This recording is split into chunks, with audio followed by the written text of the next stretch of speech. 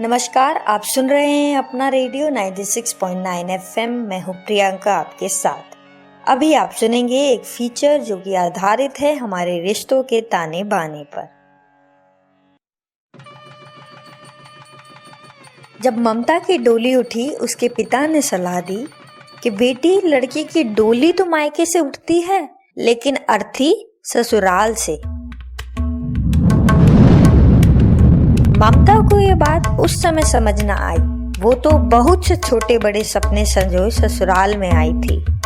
अब वो पराया धन, पराई चौखट को रोजाना संवारती, उससे गुजरते हर शख्स का ख्याल रखती। वो इसी में बहुत खुश थी। उसे ये जगह सबसे अधिक महफूज लगती। लेकिन अचानक कोई उसे इस सुखद सपने से उठाने लगा और एक दिन जब उसने घर में हो रहे व्यवहार को ना कहा, तब उसकी गाल पर एक थप्पड़ कसा गया जिसने उसे अंदर तक झकझोर दिया। था तो वो एक आम थप्पड़ ही, लेकिन उसकी गूंज ममता को रोजाना सुनाई देती। अब उसकी सबसे सुरक्षित जगह सुरक्षित ना रही। उसने अपना कदम उठाया और उस चौखट को लांघने ही वाली थी, परंतु अब उसकी समस्या सिर्फ इस चौखट को पार करके ही खत्म ना होने वाली थी। उसकी समस्या ने विकराल रूप ले लिया जब उसके पिता की कही बात उसे याद आई कि बेटी, लड़की की डोली तो मायके से उठती है, लेकिन अर्थी ससुराल से। वह चाहती थी इस रिश्ते से निकलना जिसने उसे जंजीरों में बांध दिया, लेकिन अब यह मुश्किल था। इसलिए वो लौट गई उसी घर में जहां पर अब वो सुरक्षित महसूस नहीं करती थी। भारत में शादी सिर्फ एक रस्म नहीं, एक अटूट बंधन माना जाता है। इसे पवित्र और पावन कहकर इसकी अटूटता को बरकरार रखने की कोशिश की जाती है। तलाक या अंग्रेजी में डिवोर्स ऐसे शब्दों का प्रयोग भी असामाजिक मानते हैं। भारत में शादी जन्मों जन्मों के हिसाब से होती है और यदि आप पहले ही जन्म में इसे निकलना चाहते हैं तो आप एक सभ्य मनुष्य नहीं माने जाते। पूरे विश्व में भारत में ही तलाक के सबसे कम केस देखे जाते हैं। यूनाइटेड नेशन द्वारा 2017 में निकाली गई रिपोर्ट के अनुसार भारत में सबसे कम शादियां टूटती हैं, मात्र 1%। 1000 में से सिर्फ 13 शादियां ही तलाक तक पहुंचती है। यह बात सभी के खुशी का कारण जरूर हो सकती है, परंतु इस बाहरी खुशी के पीछे छिपकर बैठा है वह सच जो जंजीर बनकर पड़ा है हर उस महिला के बदन पर जो एक अधूरी शादी को सिर्फ समाज के लिए ढो रही है। लेकिन अब ये वजन महिलाएं अपनी कंधों से उतारने लगी हैं। अब वह उन शादियों से बाहर आने लगी हैं जिसमें वे स्वयं को खुश नहीं समझती। यूनाइटेड नेशन की हाल ही में निकाली गई रिपोर्ट शीर्षक progress of the world's women 2019-20 families in a changing world. इस रिपोर्ट के अनुसार पिछले 2 दशकों में भारत में तलाक की संख्या बढ़ गई है। इसके क्या कारण हैं और समाज इसे कैसे देखता है, इस पर कई राय हैं। क्या तलाक ले लेना महिलाओं को स्वावलंबी बनाता है या असंस्कारी? इस पर तरह तरह के तर्क प्रस्तुत किए गए हैं।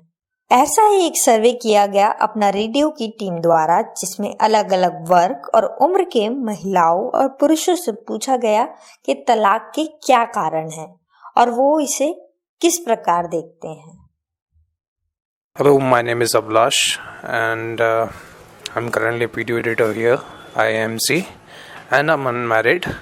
So for me, divorce it's a bit complicated, cognited, you can say that. Suppose if two persons are married and they are not happy with that marriage, and the other person filed for a divorce and he or she takes it, then it's good for them, for me. But somehow you must understand that before you marry someone, it's necessary that you understand that individual really well. If you know that person and later you find out that person has evolved or changed, maybe it's high time that you understand their feelings and their emotions and you let go of that person. That's it, I guess. मेरा नाम रामकेवल शर्मा है। मैं IMC में guard के पद पे कार्यरत हूँ। और यह जो शादी करके लोग बाद में तलाक दे रहे हैं, ये बहुत गलत है और बहुत बेकार बात है। ऐसा नहीं करना चाहिए आदमी का।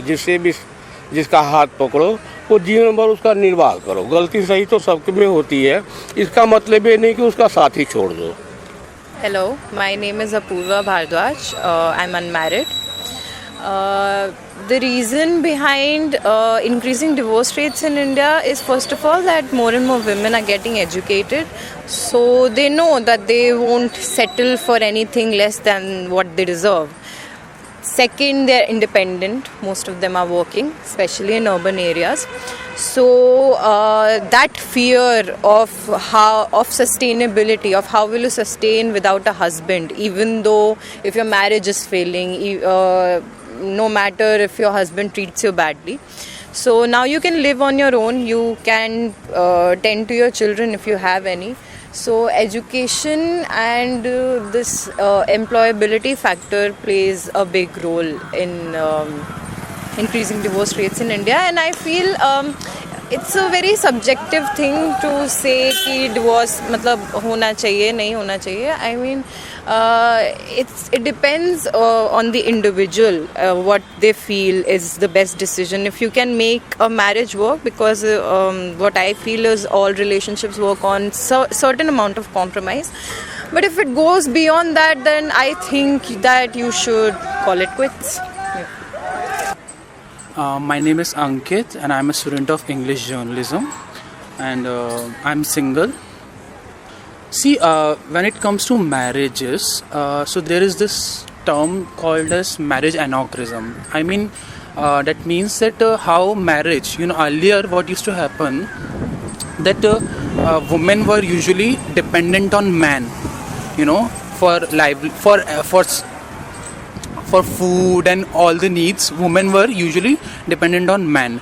So they were always taught that you are dependent on man, so you'll have to continue this marriage even if you are suffering. But now, as women are more educated, more empowered, they have the choice. They have that power to choose whom they want to get married and whether or not they want to continue it or not. So I think that's the main reason that divorce rates have risen up. मेरा नाम शमिता हर्ष है और मैं IIMC में academic and teaching associate हूँ. I recently got married on the 15th of February, and I believe that a lot of people have been blaming and have been just highlighting the fact that it is a woman's job to take care of a marriage. In my experience, I feel that although my experience isn't much right now, but in my observations of relationships around me, I've always seen that wherever you see balance, wherever you look at a partner and a couple trying to find that balance of taking the burden equally on their shoulders, they come together and they are more successful in relationships.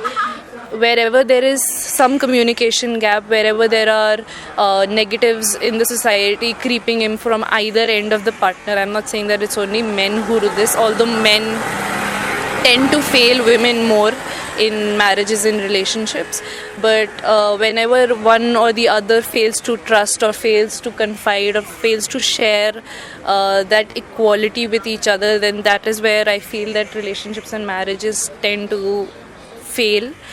My name is Rajiv Chandra, and I was a journalist in India until I left India in 1990. I'm married for 35 years. My wife is an American, Sheila Teft, and she was a journalist too, and we live in the United States. Well, I was asked by you about rising in divorce rates in India and the causes.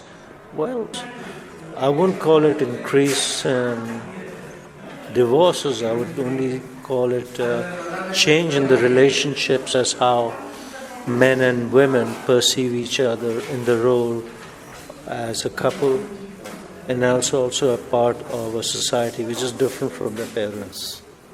My name is Richa. I'm 20 years old. I'm a student and I'm not married right now.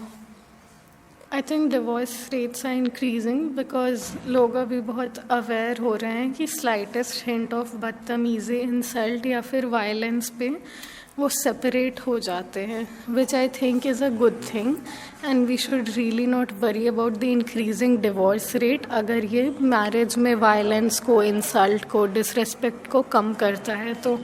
और या main purpose I think बस यही है कि अब लोग और tolerate नहीं करना चाहते हैं and when they start to understand that they cannot stay together happily, they are just separating and it's a good thing. I think ये awareness की वजह से है और होना चाहिए। कुछ इसको महिलाओं का सहनशील ना होना बताते हैं और कुछ इसे महिलाओं का जागरूक होना। फैमिली कंसल्टेंट एक्सपर्ट्स मानते हैं कि शिक्षा इसका एक महत्वपूर्ण हिस्सा है। शिक्षा से न सिर्फ महिलाएं जागरूक बल्कि वे अब आत्मनिर्भर हो गई हैं।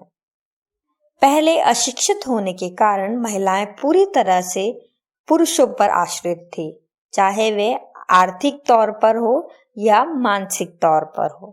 अगर वे कोई रिश्ता छोड़े तो उनको आगे जीवन व्यतीत करने के संसाधन भी प्राप्त नहीं थे। महिलाओं को बचपन से ही सिखाया जाता है कि उनका पूरा जीवन पुरुषों के इर्द गिर्द है। इस कारण भी कभी वे उनके बिना अपना जीवन नहीं सोच सकती। वे बचपन में पिता और भाई के संरक्षण में रहती हैं और शादी के बाद उनका मालिक उनका पति बन जाता है। सामाजिक तानों का बहुत योगदान है महिलाओं को ऐसे रिश्तों में रखने का जिसमें वह खुश नहीं। लोग क्या कहेंगे, यह जुमला ही महिलाओं को रोकता है सांस लेने से। यदि कोई महिला आगे बढ़कर ऐसा कर भी लेती है तो उसको समाज के आगे छोटा और गलत दिखाया जाता है। क्या ऐसा करना सही है? इसका जवाब कभी स्पष्टता से नहीं दिया गया। हम भले ही प्रगतिशील समाज हैं, लेकिन क्यों जब भी महिलाओं की बात होती है तो उनको हमेशा पुरुषों से जोड़कर देखा जाता है।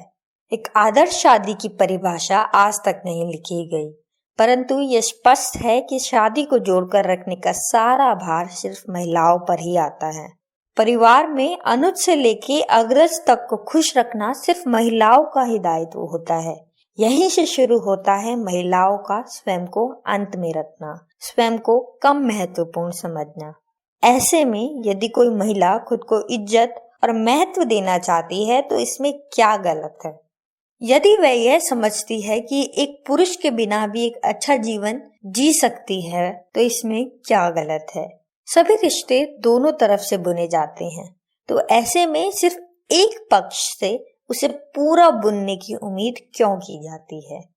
तलाक को हमेशा गलत नजरों से देखा जाता है और इसको समाज तोड़ने का एक बहुत बड़ा हथियार माना जाता है, परंतु समाज को आगे ले जाया तभी जा सकता है जब महिला और पुरुष दोनों बराबर हो और उनको उनके निजी जीवन के फैसले लेने का अधिकार हो। महिलाओं को बचपन से ही पराया धन कहकर माँ बाप उसे यह समझा देते हैं कि शादी के बाद वे उसके कुछ नहीं लगते और यदि उसको जरूरत भी पड़ी तब भी वे पीछे ही रहेंगे। यह हिम्मत तोड़ देती है हर उस ममता का जो एक बुरी शादी से निकलना चाहती है।